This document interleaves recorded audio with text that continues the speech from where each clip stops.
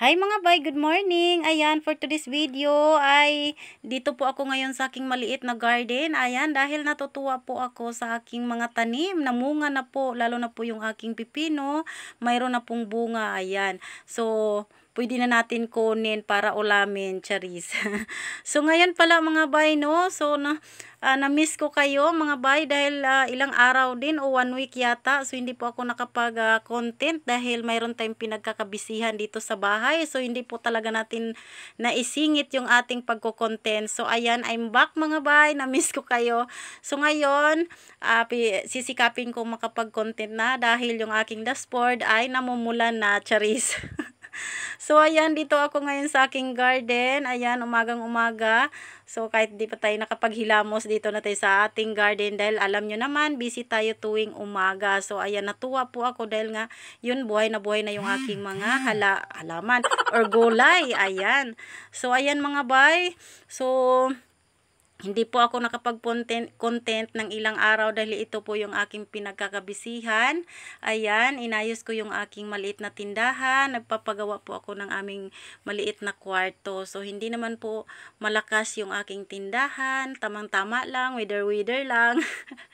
Pero kailangan po nating ayusin para maging komportable tayo sa ating paghahanap buhay dito sa ating maliit na tindahan. Ayan, so medyo madilim mga ba yung aking video kasi kagabi po ito.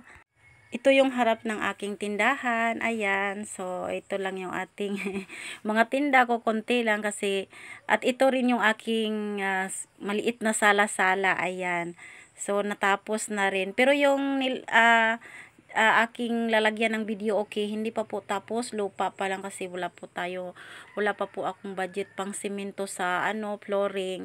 Pero yung bubong ay na po, tapos na po, yung sahig na lang. So ito yung aking bagong new look sa aking maliit na tindahan.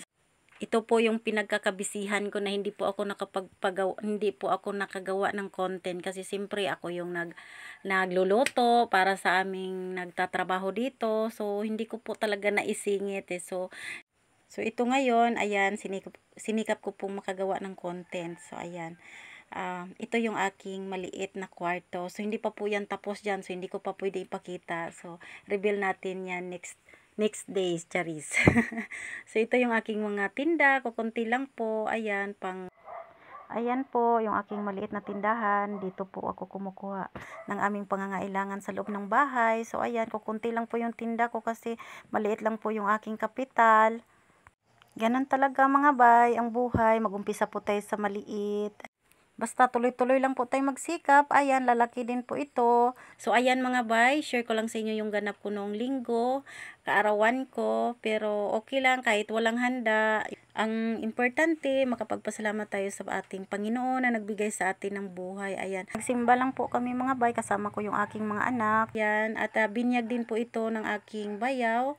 Ayan, so salamat sa Panginoon at nabinyagan na rin siya. So, sa sunod na linggo ay ang kanyang anak na naman. So, nauna lang siya kasi siya po ay adult. So, ayan, thank you Lord. Ayan, nabinyagan na po talaga. So, salamat yung support at panonood. Bye!